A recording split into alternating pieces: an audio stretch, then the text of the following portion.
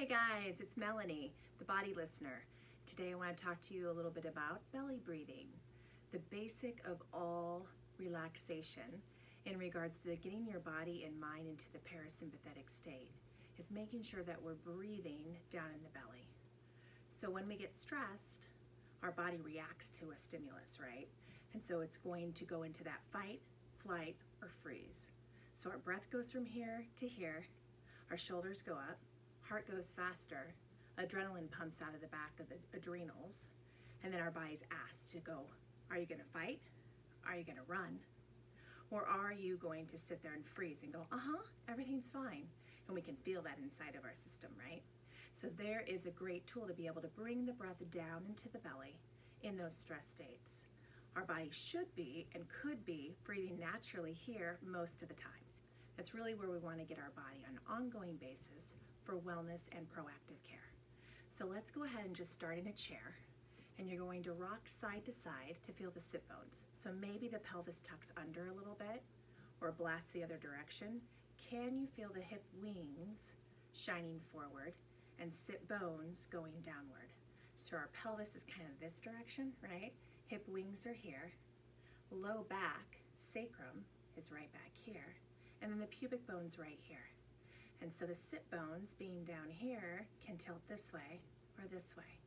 So when we work with our breathing work, we're gonna start in a nice firm chair if you can, and let those sit bones drop down. You feel that? Yeah. And then the spine's going to lift all the way up towards the top of the head. Shoulders drop down and the arms become heavy. So just take a moment and place one of the hands on the belly button and the other hand underneath the collarbones or around the heart. And just notice what hand moves when you breathe in and out. No judging, no changing, just noticing. Where's your natural state of breathing? So it will be in the lower hand, the upper hand, or a combination of both. And eventually, we want to retrain the body, if it's not already there, to breathe in the belly. So when you breathe in, the belly could get bigger. And when it gets smaller as you exhale, that's when we're on the right track. So you might notice that it's backwards and you're breathing more in the upper hand. So we're gonna try and bring it down into the lower hand. So as you breathe in, belly gets bigger. So even if you have to physically push that hand out, and as you breathe out, belly gets smaller. Hand goes away on the inhale and releases back on the exhale. So it will take a couple of weeks, if you're not there, to retrain, or your system can remember way more rapidly.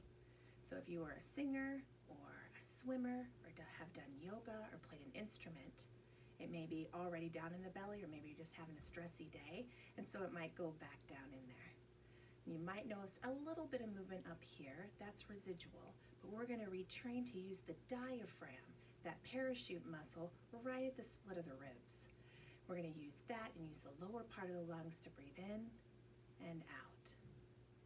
If you're already breathing there, then you can deepen that breath, or maybe even bring that breath into the ribs.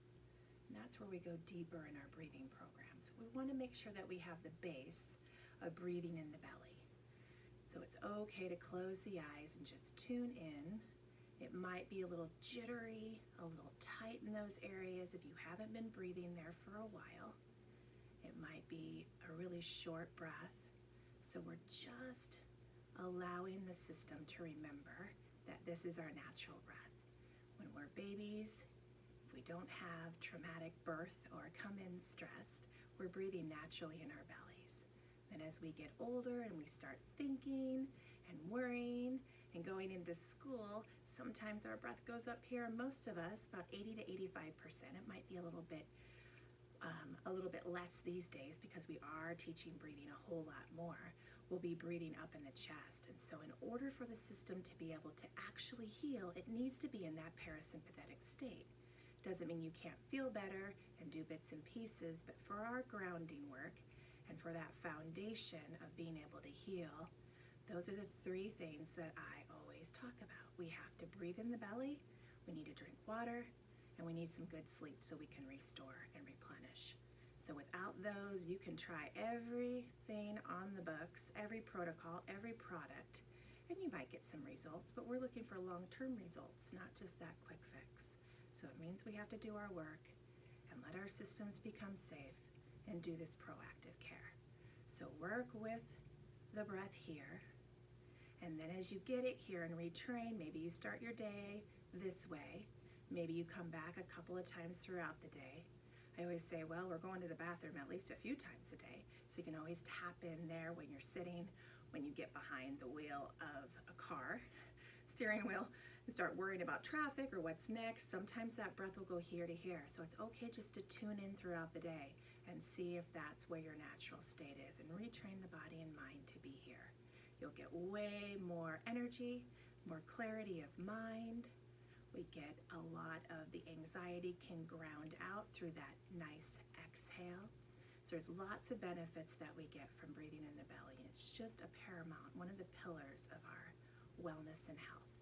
So if you have any questions, feel free to send us a message and see the other breathing programs on our website, and just make sure that you are subscribing to our channel and get all the updates of all the different wellness programs that we're releasing. Have a beautiful day. See you soon.